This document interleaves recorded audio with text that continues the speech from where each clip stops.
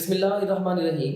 I am doctor Muazzam Mansoor और आज मैं आपको ये सिखाने वाला हूँ कि आपने अपने एंट्री टेस्ट को लेके एग्ज़ामिनर की तरह कैसे सोचना है। क्योंकि मैं ये समझता हूँ कि अगर आप एग्ज़ामिनर के जैसे सोच पाएँगे या एग्ज़ामिनर क्या सोच के क्वेश्चन राइट करता है, अगर आप ये सोच पाएँगे तो आप बहुत ही ज़्यादा एग्ज़ाम ओरिएंटेड प्रिपरेशन कर पाएँगे। Right? So let's learn to think in terms of the question writer, that is the examiner. और हम ये सीखेंगे आज कि एग्जामिनर्स एंट्री टेस्ट के लिए या किसी भी एग्जाम के लिए एमसीक्यूज जनरली कैसे राइट करते हैं। सो ये बड़ा एक इम्पॉर्टेंट एस्पेक्ट है। मैं आपके आपके ब्रेन को नेक्स्ट कॉग्निटिव लेवल पे लेके जा रहा हूँ। मैं ये कह रहा हूँ कि आप स्टूडेंट के जैसे नहीं सोचें, बल्कि आप टीचर के जैसे सोचें। क्योंकि जब आप टीचर के जैसे सोचेंगे तो ये एक हायर कॉग्निटिव लेवल है, आप मच बेटर प्रिपरेशन करेंगे। सो यू सीन है, यहाँ पे एक क्वेश्चन है, what is the best way to prepare for an exam. किसी भी इम्तिहान की तैयारी करने के लिए बेहतरीन तरीका कार कौन सा है। And answer to this question is learn to think like examiner. बस एग्जामिनर के जैसा सोचना आप सीख जाए, और यही सोच मैं आपकी डेवलप करने वाला हूँ। इसमें अब ये देखिए कि जब भी कोई एग्जामिनर क्वेश्चन राइट करता है तो उसने क्वेश्चन में कौन कौन से कंपोनेंट्स राइट करने होते हैं, ये आपके सामने स्क्रीन पे है। ये बेसिकली इसको मैं बोलता हूँ, ये anatomy of a multiple choice question है। इसमें सबसे पहले स्टेम होता है, जैसे कि आप देख सकते हैं कि यहाँ पे आपको ये स्टेम दिया गया है। सो दिस इज द स्टेम। और उसके बाद फिर एग्जामिनर ने आपको ऑप्शंस देने होते हैं, जैसे कि ए बी सी डी, ये सारे के सारे क्या है, ये ऑप्शंस हैं। और फिर इन ऑप्शंस में से एक ऑप्शन सही होता है या बेस्ट होता है, इन दोनों में फ़र्क है। सही होता है, कई दफ़ा एक से ज़्यादा भी सही हो सकते हैं, ठीक है। लेकिन और कई दफ़ा और वो जो या एक हमने जो चूज़ करना होता है वो बेस्ट चूज़ करना होता है। सो एक से ज़्यादा भी सही हो सकते हैं। जो बेस्ट वन होगा ऑफ कोर्स उसको हम कहेंगे क्या, कि वो की है, जनरली ये करेक्ट आंसर होता है, राइट। और उसके बाद फिर जो बी सी और डी हैं, ये इनको बोलते हैं, ये डिस्ट्रैक्टर्स हैं। से ये जो रिमेनिंग ऑप्शन यहाँ पे जो आगे हैं आपके, से ये सारे डिस्ट्रैक्टर्स हैं इस क्वेश्चन के अंदर, जैसे मैं बात कर रहा हूँ। सो वंस अगेन मैं आपको दोबारा रिपीट करता चलूँ कि जब एग्जामिनर या क्वेश्चन राइटर क्वेश्चन राइट करता है, वो आपको स्टेम देगा और उसके बाद वो आपको 4 या 5 ऑप्शन देगा, और ऑप्शंस में से एक जो कि बेस्ट आंसर होगा उसको वो की बोलेगा, और रिमेनिंग जो भी होंगे वो सारे के सारे डिस्ट्रैक्टर्स होंगे।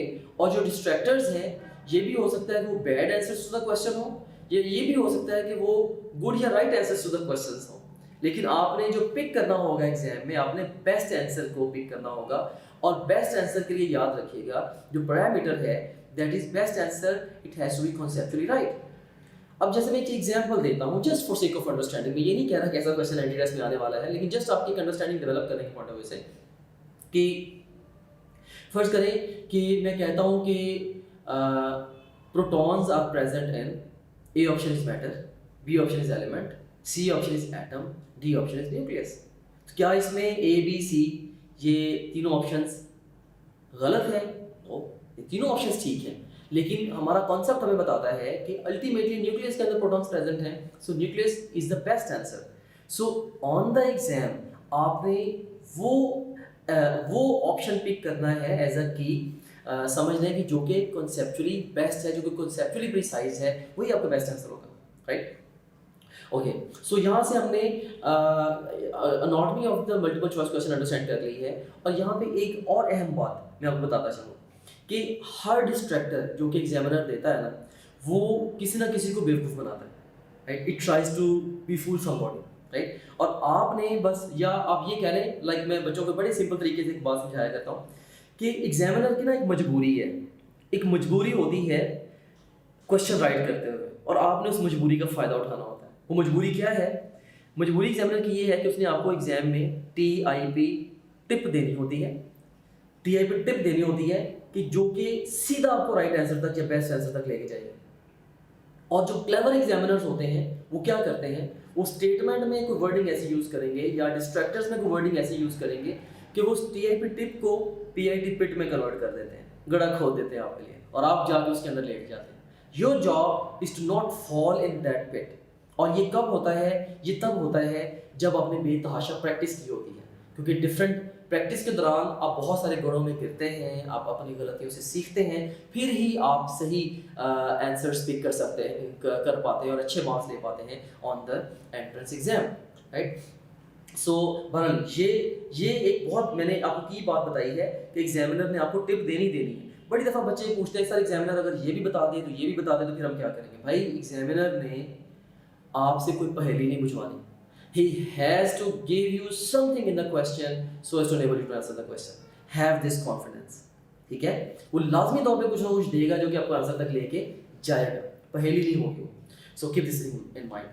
Okay. अब हम बात करते हैं स्टेम की कि अब एग्जामिनर स्टेम कैसे राइट करता है। अब स्टेम कैसे कैसे बन सकता है? मेरी कई एग्जामिनर से मुलाकातें हुई हैं और मैंने एग्जामिनर से कन्वर्सेशंस होल्ड की हैं। How do you construct the multiple choice questions, या आपको यूनिवर्सिटी क्या इंस्ट्रक्शंस देती है कि कैसे क्वेश्चंस बनाओ एंट्रेंस एग्जाम के लिए, तो उसकी बेसिस पे मेरी जो फाइंडिंग्स हैं उन्हें मैं यहाँ पे सम अप करके दे रहा हूँ आपको। एक तो जो स्टेम है ये बुक की स्ट्रेट लाइन हो सकती है। Secondly it may be the altered textbook line as well. Textbook ही की लाइन है, उसमें एक दो अल्फाज या चंद एक अल्फाज प्लस माइनस करके भी आपको वो दे सकता है। Thirdly it may be the text book concept, ये टेक्स्ट बुक का एक कॉन्सेप्ट भी हो सकता है स्टेम के अंदर, राइट। अब जैसे इसकी मैं आपको एक एग्जांपल भी दे देता हूँ। जैसे से मैं आपको ये 4 स्टेटमेंट्स देने वाला हूँ और आपने पिक ये करना है कि इनमें से जो मोस्ट प्रिसाइज स्टेटमेंट कौन सी है। इसमें ए ऑप्शन है विच ऑफ, या आप ये कह लें कि मोस्ट, ये 4 स्टेटमेंट्स हैं, इनमें से जो बेस्ट स्टेटमेंट है या मोस्ट प्रिसाइज स्टेटमेंट है वो आपने पिक करनी है। ये कमांड है, ठीक है। A option is vectors can always be added and subtracted by simple arithmetic means. B option is vectors can never be added and subtracted by simple arithmetic means. C option is vectors can usually be added and subtracted by simple arithmetic means. And D option is vectors can sometimes be added and subtracted by simple arithmetic means. अब देखिए book के अंदर clearly लिखा हुआ है vectors cannot be added and subtracted by simple arithmetic means, right? So इसमें straight away लेकिन अब हम इस इंफॉर्मेशन की बेसिस के ऊपर हम इन चारों में से बेस्ट स्टेटमेंट को कैसे यूज़ कर सकते हैं। देखिए इन चारों स्टेटमेंट में जस्ट एक वर्ड का फर्क है। एक है ऑलवेज, दूसरा है नेवर, तीसरा है यूजुअली एंड चौथा है समटाइम्स, ठीक है। ये 4 वर्ड्स का डिफरेंस है, बाकी सारी स्टेटमेंट सेम है, always, never, usually and sometimes. तो इसमें देखिए आपकी बुक में एक जगह पे लिखा है कि vectors can never be added and subtracted by simple arithmetic means, और एक और जगह पे जाके लिखा है parallel and anti parallel vectors can be added and subtracted by simple arithmetic means. यानी कि जनरली हम उनको नहीं कर सकते लेकिन एक्सेप्शन एग्जिस्ट करती है। तो इसका मतलब क्या हुआ कि sometimes vectors can sometimes be added and subtracted by simple arithmetic means. ये मोस्ट प्रिसाइज स्टेटमेंट है। देखिए ये एक बुक का इस हिसाब से ये इसका एक कॉन्सेप्ट है, बुक का कॉन्सेप्ट है। बुक ने आपको कॉन्सेप्ट दिया है 2 मुख्तलिफ जगहों पे इंफॉर्मेशन दे के। अब जो स्टेम हो सकता है आपका समटाइम्स वो बुक का कॉन्सेप्ट भी हो सकता है, ऑलराइट। उसके बाद फिर it may also be constructed from the glossary. कई दफ़ा ग्लॉसरी में से वो टर्मिनोलॉजी जो कि वहाँ पे गिवन है, किसी भी टर्मिनोलॉजी को पकड़ के पूरी लाइन लिख देते हैं और ग्लॉसरी में से 4 ऑप्शन दे देते हैं, ये भी हो सकता है। And it may be a general statement as well. General statements कैसे हो सकती हैं? फॉर एग्जांपल वो आपसे पूछ सकता है which of the following is correct और इनकरेक्ट, और all of the following are correct except, या none of the following is correct except, या none of the following is incorrect except and so on. So ये generic statements हैं, general statements हैं, right? So ये general statement भी हो सकती है, right? So इन general statements को भी interpret करना आपको आना चाहिए। For example, like general statements से बच्चे बड़ी दफ़ा comfortable नहीं होते। जैसे मैं कहता हूँ none of the following is incorrect except, अब अगर मैं इसको इस तरीके से इंटरप्रेट करने की कोशिश करूँगा, बड़ा मुझे लगेगा यार मुश्किल क्वेश्चन है। अगर मैं इसको इसी स्टेटमेंट को मैं सिंप्लीफाई कर लूँ तो बेसिकली एग्जामिनर जानना ये चाह रहा है कि भाई कौन सा सही है। None of the following is incorrect except, stand except लगा के डबल नेगेटिव स्टेटमेंट थी उसको पॉजिटिव स्टेटमेंट में कन्वर्ट कर दिया, तो भाई कौन सा सही है। तो अब आपने इसको जब सिंपल तरीके से जब अपने माइंड में इसको फीड कर लेते हैं स्टेटमेंट को, तो ऑफ कोर्स आपके लिए क्वेश्चन को इंटरप्रेट करना आसान हो जाता है। बहरहाल ये मैंने आपको एक एग्जांपल दी है कि जनरल स्टेटमेंट्स कैसे हो सकती हैं। So stem it may be a general statement as well, it may include a graph, diagram और पिक्टोरियल। ये स्टेम में ये भी हो सकता है कि ग्राफ, डायग्राम या पिक्टोरियल आ जाए। और मैंने ये देखा है कि जब भी कभी ग्राफ, डायग्राम या पिक्टोरियल आता है ना क्वेश्चन के अंदर, तो एकदम क्वेश्चन दिखने में डरावना लगने लग जाता है और बच्चों के हाथ पाँव फूल जाते हैं, पता नहीं यार ये तो लगता है कोई ऐसी चीज़ आ गई जो कि मुझे तो आंसर इसका नहीं आने वाला। हालाँकि मेरी एक्सपीरियंस ये है कि जो ग्राफ क्वेश्चंस होते हैं या जिनमें पिक्टोरियल्स होते हैं वो ईज़ीएस्ट क्वेश्चंस होते हैं। उनमें चूँकि काफ़ी सारा उन्होंने उसके अंदर ही इलैबोरेट कर दिया होता है आंसर को, सिर्फ़ वो दिखने में डरावने होते हैं, एक्चुअली ऐसे नहीं होते। Just all that you have to do is you have to develop an approach to look at those questions. For example, जब भी आप कभी किसी ग्राफ को देखेंगे तो ग्राफ को एग्जामिन करने का आपका एक स्टाइल होना चाहिए। पहले नंबर पे आपने ये देखना है यार एक्स एक्सिस पे क्या है और वाई एक्सिस पे क्या है और कौन सा वेरिएबल चेंज हो रहा है। बस अगर आप इस तरीके से ग्राफ को इंटरप्रेट कर लेंगे, अब जो भी क्वेश्चन में पूछा आप ऐसे आंसर कर देंगे। ग्राफ को देख के तो आपने आंसर करना है एंड सो ऑन। तो इस तरीके से कोई भी पिक्टोरियल है या कोई डायग्राम है उसको एग्जामिन करने का मेथड एक आना चाहिए आपको। उसको एग्जामिन करके सो इन्फॉर्मेशन ज़्यादा दी होती है बल्कि ग्राफ या पिक्टोरियल वाले क्वेश्चंस के अंदर। सो कभी भी आपने आज के बाद ग्राफ या पिक्टोरियल वाले क्वेश्चन से डरना नहीं है, right? Face them bravely, you can answer them even on the basis of common sense many times. Okay, so इसके अलावा जो स्टेटमेंट जो स्टेम है इसमें ये बहुत ही अहम बात है कि examiner has to provide the reference for most of the entrance exams. Examiner को बड़ा क्लियरली रेफरेंस देना पड़ता है कि भाई ये जो स्टेम है मैंने किताब के फलां पेज से फलां लाइन से उठाया हुआ है। तो यहाँ से आप अंदाज़ा लगाएं कि एंट्रेंस एग्जाम्स ये टेक्स्ट बुक्स के ऊपर ही फोकस करते हैं, टेक्स्ट बुक के स्कोप से बाहर ये नहीं जाते। हाँ, टेक्स्ट बुक को बड़ा डेप्थ में टेस्ट कर सकते हैं डिफरेंट तरीकों से। आपको टेक्स्ट बुक के अंदर रहते हुए बड़ी तरीकों से भी फुल कर सकते हैं, लेकिन रहते हुए टेक्स्ट बुक के अंदर ही है। सो आपने तैयार अपनी टेक्स्ट बुक ही करनी है। एंड उसके बाद अब हम बात करते हैं ऑप्शंस के बारे में। हमने ये देखा कि स्टेम एग्जामिनर कैसे राइट करता है। अब ऑप्शंस को लेके देखें, one option must be the key. Examiner को इंस्ट्रक्शन दी जाती है भाई एक क्लियर कट की होनी चाहिए, rest of the options distractor होंगे जैसे हमने डायग्राम में डिस्कस भी किया था। And they are almost always from the textbook, हमेशा ही टेक्स्ट बुक से होते हैं। कई दफ़ा ना एग्जामिनर बड़ा रेयर होता है कोई बड़ी यूनिक सी टर्मिनोलॉजी जो आपने पहले कभी देखी होगी ना सुनी होगी वो उसके अंदर इंट्रोड्यूस करते हैं। बड़ी दफ़ा ऐसे होता है और बच्चे बड़ी दफ़ा क्या करते हैं वो जो नई चीज़ होती है बच्चे कहते हैं मेरा नॉलेज वीक होगा, वो नई चीज़ को पिक कर लेते हैं। ठीक है, तो मेरी एक्सपीरियंस ये है कि अगर कोई ऐसी टर्मिनोलॉजी जो कि पहले आपकी नज़र से नहीं गुजरी हुई, लेस लाइकली है कि वो क्वालिफाइंग आंसर हो या वो की हो। लेस लाइकली होता है, हो सकता है बड़ा रेयरली लेस लाइकली होता है, अक्सर ऐसा नहीं होता। सो जो ऑप्शंस हैं वैसे तकरीबन ज़्यादातर आप कह लें कि 99% क्वेश्चंस के जो सारे ऑप्शंस हैं वो टेक्स्ट बुक के अंदर से ही होते हैं। And examiner has to provide the reference for each option from the textbook as well. अब देखें कितना ज़्यादा एग्जाम का फोकस आपके टेक्स्ट बुक के ऊपर है कि एग्जामिनर ने हर ऑप्शन के बारे में बताना होता है कि भाई मैंने ये वाली जो ऑप्शन है ये बुक के फलां पेज से फलां लाइन से उठाई है and so on. In options में इंक्लूड ग्राफ, डायग्राम और पिक्टोरियल। इवन ऑप्शंस के अंदर भी ग्राफ, डायग्राम, पिक्टोरियल हो सकते हैं। ये ऐसा नहीं है कि ऑप्शन में इनको इंक्लूड नहीं किया जा सकता। तो ये भी चीज़ आप अपने ज़हन में रखिएगा। अब हम बात करते हैं की के ऊपर। की it must B correct without any doubt. बड़ी अहम बात है कि उसमें एग्जामिनर ने इस तरीके से क्वेश्चन को फॉर्मुलेट करना है कि वो की के पॉइंट ऑफ व्यू से डाउट नहीं छोड़ेगा। ठीक है, जैसे मैंने पहले भी जिक्र किया, वो पहले नहीं बुझवाएगा आपसे।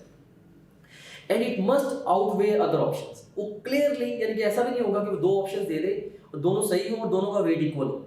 यानी कि जो की होगी, अगर फर्ज करें एक से ज़्यादा सही जवाब ऑप्शन में मौजूद हैं, जो की होगी वो दूसरों को आउटवे करेगी, बड़ी क्लियरली वो सही होगी। ठीक है, उसमें कोई एम्बिगुइटी नहीं होगी। और उसके बाद भी फिर it must be marked with the help of distractors. फिर ये भी उसको कहा जाता है कि भाई की आपने इस तरीके से देनी है कि आपने की के साथ डिस्ट्रैक्टर्स या अदर ऑप्शन आपने इस तरीके से देने हैं कि बच्चे जब वो गलती करें और एग्जामिनर को बच्चे की हैबिचुअल थिंकिंग का पता होता है, वो उस तरीके से उसकी हैबिचुअल थिंकिंग को ही यूज़ करके वो बड़ी दफ़ा क्या करता है, वो अपने ऑप्शंस को या डिस्ट्रैक्टर्स को राइट करता है और फिर गलतियाँ बच्चों से हो जाती हैं, राइट। इवन जब यूनिवर्सिटीज एग्जाम्स ले रही होती हैं, खासतौर पर डिजिटली जब ले रही होती हैं, उनको तो ये भी पता होता है कि 33% बच्चे ये वाला क्वेश्चन पिक, ये वाली ऑप्शन पिक करते हैं एंड 46% ये वाला पिक करते हैं एंड सो ऑन। इस बेसिस पे उन्होंने क्वेश्चंस के डिफिकल्टी लेवल तक डिटरमाइन किए होते हैं और फिर वो डिफिकल्टी के पॉइंट ऑफ व्यू से भी क्वेश्चंस को मिक्स करके आपको दे रहे होते हैं अपने कंप्यूटर के जरिए, राइट। तो देखिए, मैं आपको नेक्स्ट लेवल नॉलेज दे रहा हूँ। मैं आपको ये बता रहा हूँ कि एग्जामिनर कैसा सोचता है और आपको ये भी बता रहा हूँ कि यूनिवर्सिटी वाले कैसे सोचते हैं, राइट। सो दैट्स मैंने कहा था आपको कि I am going to take you to a much higher cognitive level. So अब आप यूनिवर्सिटी और टीचर के पॉइंट ऑफ व्यू से जब अपनी चीज़ों को देखेंगे तो आपको अपनी जो प्रिपरेशन है वो काफ़ी आसान लगेगी। अब हम बात करते हैं डिस्ट्रैक्टर्स के ऊपर। दे मस्ट बी होमोजेनस, मतलब एक जैसे से होने चाहिए दिखने में apparently. They must be incorrect और डेफिनेटली इन्फीरियर। देखिए यहाँ पे बट ये मेन बात है कि या तो वो गलत हो या definitely inferior to the correct answer. अगर वो करेक्ट भी है तो वो हो सकता है डिस्ट्रैक्टर करेक्ट भी हो सकता है, लेकिन जो बेस्ट आंसर है या जो की है उसकी निस्बत उसको इंफीरियर होना ही पड़ेगा, तो ही वो एज डिस्ट्रैक्टर क्वालिफाई करेगा, अदरवाइज वो डिस्ट्रैक्टर नहीं है। और उसके बाद फिर they must not contain any hints as to the right answer. ठीक है, उनके अंदर कोई हिंट नहीं होना चाहिए कि अब डिस्ट्रैक्टर मैंने ऐसा दे दिया कि वो राइट आंसर की तरफ पॉइंट कर रहा है। So of course it should be without any hint towards the right answer, and they must seem plausible and attractive to the uninformed. अब जिस बच्चे के पास नॉलेज या कॉन्सेप्ट्स नहीं है, उनको लगे, उनको ऐसे लगे यार ये तो बिल्कुल, ये जो हर ऑप्शन ऐसे लगे हाँ यार यही आंसर है, लाइक वो plausible, like it should be in consistent with the statement. इसको हम बोलते हैं प्लॉजिबिलिटी है इसकी, वो प्लॉजिबल होना चाहिए विद द स्टेटमेंट, स्टेटमेंट के साथ उसको जाना चाहिए, राइट। तो जो इन्फॉर्म्ड होगा बच्चा वो तो फौरी पिक कर लेगा हाँ यार ये तो इसका हो ही नहीं सकता। अनइन्फॉर्म्ड होगा उसको हर ऑप्शन लग रहा होगा यार ये तो स्टेटमेंट के साथ जा रहा था, ये आंसर है, right. Distractors, and they must be similar to the correct answer in construction and length। ये बड़ी इंपॉर्टेंट बात है कि इनकी जो कंस्ट्रक्शन है और इवन इनकी जो लेंथ है वो इक्वल होनी चाहिए टू द बेस्ट आंसर, क्योंकि देखिए एक कंडीशन ये दे दी ना कि जो बेस्ट आंसर है ये डेफिनेटली सुपीरियर होना चाहिए। इस चक्कर में बड़ी दफ़ा एग्जामिनर्स या वीक एग्जामिनर्स एक वीकनेस छोड़ भी जाते हैं, वो बेस्ट आंसर के को थोड़ा सा लेंथी कर देते हैं। और बड़ी दफ़ा अगर आप गेसिंग की तरफ जाएं तो लेंथी जो आंसर है बड़ी दफ़ा सही आंसर भी होता है, राइट। क्योंकि ये कंडीशन होती है कि उन्होंने ऑफ कोर्स जो की है उसको सुपीरियर रखना होता है, उसकी फॉर्मुलेशन ऐसे करनी होती है और डिस्ट्रैक्टर्स को इंफीरियर रखना होता है। सो हमने अभी डिस्ट्रैक्टर्स के बारे में डिस्कस किया कि डिस्ट्रैक्टर्स हमारे जो कैसे होने चाहिए। सो डिस्ट्रैक्टर लास्ट पॉइंट हमने डिस्कस किया कि they must be similar to the correct answer in construction and length. करेक्टर वो करेक्ट आंसर के मिलते जुलते होने चाहिए, और बड़ी दफ़ा जो क्लेवर एग्जामिनर्स हैं वो वाकई बिल्कुल करेक्ट आंसर से मिलते जुलते ही बनाते हैं। वीक एग्जामिनर्स वीकनेस छोड़ जाते हैं जिसको यूज़ करके आप कई दफ़ा गेसिंग कर भी सकते हैं। और मैं एक बात और ऐड करता चलूँ कि MCQ राइटिंग या आइटम भी इनको कई दफ़ा बोल देते हैं, आइटम्स की जो राइटिंग है ये one of the toughest jobs in the world है। डेवलप्ड वर्ल्ड में जो लोग MCQs बनाते हैं वो वेरी वेरी हाईली पेड होते हैं और बड़ा मुश्किल होता है लाइक हर लिहाज से वैलिड और ऑथेंटिक MCQs बनाना, जो कि हर MCQ किसी ना किसी क्लियरली स्टेटेड ऑब्जेक्टिव को टेस्ट करे कि बच्चों को ये चीज़ पता है कि नहीं पता। It's too damn hard. ये इतना आसान नहीं है जितना ये डिस्कशन करने में या सुनने में लगता है कि MCQs बनाना कौन सा मसला है, right. It's too damn hard. I am the question writer, I have written many many questions, I have trained the teachers, I have trained teachers how to write questions. Of course, I know what it takes to construct questions. It's too damn hard. और आप भी अगर अभी से सोचना शुरू करेंगे, book पढ़ते हुए जब आप सोचना शुरू करेंगे ना कि मैंने ऐसे क्वेश्चन कैसे बनेगा, तो आपको अंदाजा होगा हाँ यार ये तो वाकई मुश्किल है, इतना आसान नहीं है क्वेश्चंस बनाना। ऑलराइट, अब जैसे ये एक सेट ऑफ क्वेश्चंस है आपके सामने मैंने रख दिया है just to give you a flavour कि क्वेश्चंस कैसे कैसे बनते हैं। देख सकते हैं आप, इसमें 4 ऑप्शन हैं। A option is microbiology, B is pathology, C is parasitology, D option is biotechnology. इसमें सबसे पहले नंबर पे हमारे पास स्टेटमेंट है study of disease causing organisms is. Best response to this question is, you think it's pathology? No, pathology is a study of disease, not disease causing organism, right? Microbiology, all disease causing organisms are not microbes. So pathology is out, microbiology is out, biotechnology is obviously out, so we are left only with one answer and that is parasitology. वैसे ये एक memory based question है, memory based question है। Memory base किस sense में ये है, क्योंकि बुक में सीधा सीधा बताया गया है कि डिजीज कॉजिंग ऑर्गेनिजम्स की जो स्टडी है वो पैरासाइटोलॉजी में हम देखते हैं। क्योंकि पैरासाइट क्या होता है? Disease causing organism. Any disease causing organism is parasite and study of parasites is parasitology, right. That's how you think about it. So ये एक मेमोरी बेस्ड क्वेश्चन है। मेमोरी बेस्ड क्वेश्चंस जो है ये सबसे इजी टाइप ऑफ क्वेश्चंस होते हैं। Short in head, all in the head, fix all. जो बात पूछी है सीधी किताब में लिखी है, आपने पिक कर ली, कैसे go. Now it takes us to another question which is analysis based question. ये इसका जो डिफिकल्टी लेवल है थोड़ा सा मेमोरी वाले की निस्बत हायर साइड पे होता है। इसको हम देखते हैं। Viruses, bacteria and tapeworm can be collectively studied in. अब मे बी आपकी बुक के अंदर ये तीनों चीज़ें अलग अलग चैप्टर्स में दी होंगी, राइट। तो इनको इकट्ठे अब हम किसके अंदर पढ़ेंगे? Viruses, bacteria and tapeworm. अगर आप पैथोलॉजी सोच रहे हैं तो अगेन ये गलत जवाब है, क्योंकि pathology is a study of disease, not the disease का दिस ऑर्गेनिजम्स, ठीक है। तो पैथोलॉजी डिजीज की स्टडी है, तो ये तो सारे के सारे डिजीज कॉजिंग ऑर्गेनिजम्स हैं, वायरसेस, बैक्टीरिया एंड टेपवर्म। तो इसमें माइक्रोबायोलॉजी इसलिए आंसर नहीं है क्योंकि tapeworm is not a microorganism, ठीक है। वायरसेस तो वैसे ही नॉट एन ऑर्गेनिज्म, सिर्फ बैक्टीरिया हैं ट्रूली जिनको कहते हैं माइक्रो ऑर्गेनिज्म हैं। Biotechnology is also out. The best response to this question is also parasitology, ठीक है। तीनों के तीनों ये पैरासाइट्स के तौर पे एक्ट करते हैं, वायरसेस भी पैरासाइट्स होते हैं, बैक्टीरिया भी, टेपवर्म भी। इनको इकट्ठे हम अगर किसी एक ब्रांच में पढ़ सकते हैं इन दी गई ब्रांचेस में से, that has to be the parasitology. So this is sort of an analysis based question, right. इसमें एनालिसिस मॉडल है। अब देखिए बुक में ही इंफॉर्मेशन गिवन है, आपने तज्जिया किया है और उस तज्जिए की बिना पे आपने बेस्ट आंसर को चूज किया है। And it takes us to another question and that is application question. So तीन तरह के क्वेश्चंस हैं, मेमोरी, एनालिसिस एंड एप्लीकेशन। ये जो थर्ड क्वेश्चन है ये एक एप्लीकेशन क्वेश्चन है। Now what happens in an application based question is they give you a real life situation और scenario and then they want you to apply certain basic principle or certain basic formula from your textbook on that scenario so as to unlock the answer to this question, right? So this is what happens in the analysis based question.